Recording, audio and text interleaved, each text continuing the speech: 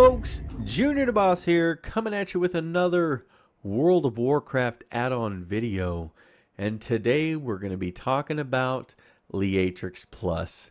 Leatrix Plus is one of those add-ons, in my opinion, that is needed to kind of make things a little bit easier. And it's many add-ons in one, to be honest with you. So there's many other add-ons that do the things that this does individually. This just brings it up all together and is very light on the resources. If you look there, I don't even actually see it in the list. Leatrix Plus, where are you? I just saw you. You are, yes you are. 423 kilobytes of add-on memory, which is very little for what it does. It actually does a lot. So let's go ahead and get started, shall we? All right, so once you install it, let's go ahead and cancel that for the moment. I've already done a video on that. You guys should be seeing that shortly. So once you've got it installed, you'll go to Curse, you'll download it. I believe it's also on WoW interface, but I like the Curse client, so I just download it right from there. Once you have it installed, and the link will be down in the description as well, by the way, it'll be around your mini-map here. It's just that green little circle. Let's go ahead and click that. And what we're going to do is we're going to go through all of the settings that I use, and then we're going to show you the other settings that are in there at the same time as well. Because I use a lot of them, but I don't use all of them. But it does a lot. All right, so the first thing is, let's click on automation. So this here automates the quests. My UI actually has that as well, but I like to make it faster, so I leave this checked, and it's just much faster in my opinion to have both of them on. I don't think it's needed, but I leave them both on. The automate the gossip will automatically yes, so the gossip is where if you go to a quest giver or to someone that you have to talk to and keep pressing the the little text that they have, that's what this is. This will totally automate it and skip it for you, so you don't actually have to read everything and click everything in there. It's pretty amazing, actually. There is an accept summon. I used to have that checked until people would automatically invite me that were on my real ID or battle tag, and then they would summon me and I would instantly go to them. And I was AFK at the time, so when I would come back, there I was in another country or another world. So I leave that unchecked, but it's instant. So if you're in a group with somebody, it will automatically accept the summon for you. Accept resurrection, obviously it does what it does. There are extra settings in here to include combat requests, which when I'm tanking, it's perfect. I usually don't die when I'm in a heroic, but let's just say if I did and someone wanted to res me, it would instantly res me so I could get back to doing what I'm doing without actually having to click yes, accept the res. Release in PvP zones, so once you're dead, it automatically releases you to the graveyard. That's easy peasy. Sell junk automatically. Again, the UI that I use has it built in, so I don't need this checked. But if you don't have a UI that has the sell junk automatically, this is perfect for you. The repair automatically as well, I believe, is built into the UI that I'm using. I'll have to actually check on that, but I leave it checked anyway, just because. Party from friends. So if someone is on your battle tag, it will automatically accept. So people invite me all the time, and it just, bam, I don't even have to accept it. Same goes for the queue from friends. If someone queues that's on my friends list, it automatically queues me for the same thing if we're in a group. Group from pre-mades, if check group invitation for pre-made group that you are signed up for will automatically be, yeah, so if you're signed up for a group, it'll automatically accept it for you as well, which is cool. Invite from whispers, this is something that you can set up to be a keyword, so if somebody types in, say, INV or invite or however you set it up, they can do that and it'll automatically invite you to that. I don't need it because I only get invites from people on my battle tag, so we'll just go with that. All right, so the blocking part, you can block duels, which there is an add-on that does that for sure. And it also blocks pet battle duels. I don't like dueling very much anyway, so I'm more of a world PvP person. So that's why I have that blocked. You can block party invites, block friend requests from here. I don't do that, so I just leave it there. You can use Leatrix Plus to manage your trade and guild blocks, but I believe that that's in the Blizzard UI as well. So I guess maybe this is a little bit more intuitive. Maybe you know, it's there. I don't use it, so there you go. The chat, I don't use anything except for the increased chat history, so that way I can actually, you know, go further back. So that way I don't miss anything on accident. The rest of it you can go through yourself if you want to go ahead and use that kind of stuff. I don't need it, so I leave it unchecked. The text, I only use it to hide the error text. So if you are mashing your buttons and it says you can't use that right now, it's not going to show it. That's why I like that. And then, of course, you can click on it and you can show quest updates, show important error text, blah, blah, blah, like inventory full. So I still see the inventory full, even though I have it blocked here, which is good. And the rest of them I don't have. If you want to go ahead and try it out, then there they are for you right there. Let's go to interface. So the main thing that I use here is the enhanced world map. So when you look at your world map, and I'll have to go somewhere where I have not really been on this guy, although that's probably that's probably not going to happen. Let's go to Pandaria.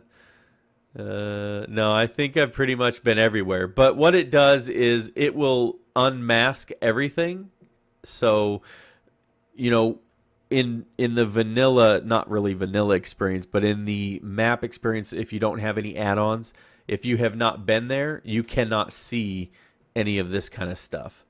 It'll be fogged out. With this add-on, it actually allows you to stop that from happening. And it also, and this is one of the main reasons why I made this video, is the coordinates. So when you're looking at the map, it shows the cursor coordinates at the top of the map, and that's it. So if you look here, there's the mouse coordinates right there. So if you're looking for a specific spot, then you can just mouse over. All right. And then reveal unexplored areas. Yep, that's what I was just talking about. Show toggle checkbox at the top of the map.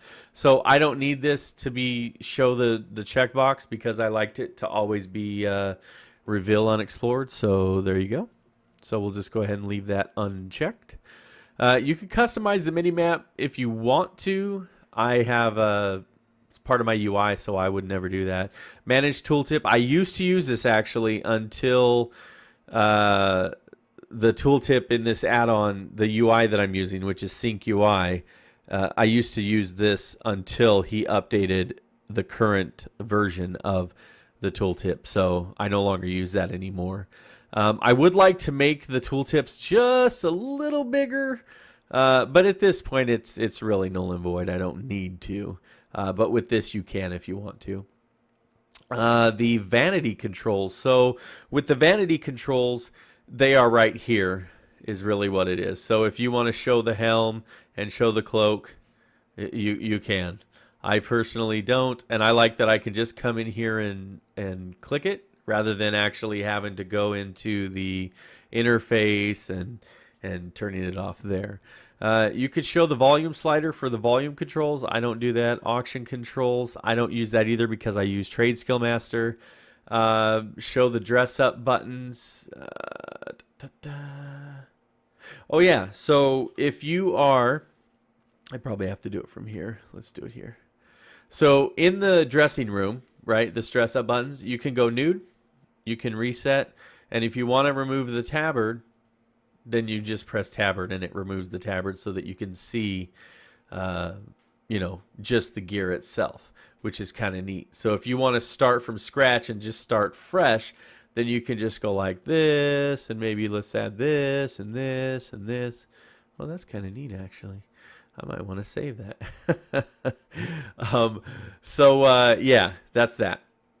The roll buttons, this is where you go here. I have it right now, even though I'm a DPS, I have it set to tank.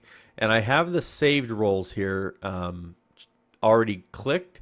That way, anytime I'm queuing for a dungeon or anything, it always queues me for whatever I choose it to queue me for. So if I go like that, then I can hit saved rolls and it'll save me for both of them. I don't want that, so we're just going to go with that. And then you have show coordinates, which if I hit reload, let's go ahead and hit reload real quick. This is another reason why I made this video, is for the coordinates specifically. So if it will hurry. All right, so there's the coordinates. Nice and big. So we don't want them that big, but that's okay. Anyway, so now you can actually choose the scale. You can scale them down, move them around wherever you want to. You can darken the frame background so that it's black like that. You can raise the frame strata level, lock the frame and make it non-interactive so you can't move it. So once you actually make it stationary, there you go. And again, this is one of the reasons why I made this video, because I had someone in my Sync UI video ask about coordinates, and here you go. So there's one for the major map, the world map, and then there's one for, wherever you are. So if I move, you see it's moving, which is good. All right, but we're going to go ahead and turn that off because I don't need the coordinates. So we're just going to uncheck it. We're going to reload again. That way it's turned off and I don't forget. All right.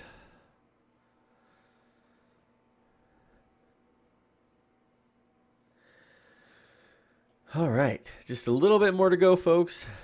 And so let's go to the frames. So the frames, the only thing that I use is the alerts, which is the hide loot alerts and the hide garrison alerts. So anytime a garrison mission is complete, around right here, there will be a thing that pops up that says, hey, get back to your garrison because this is done.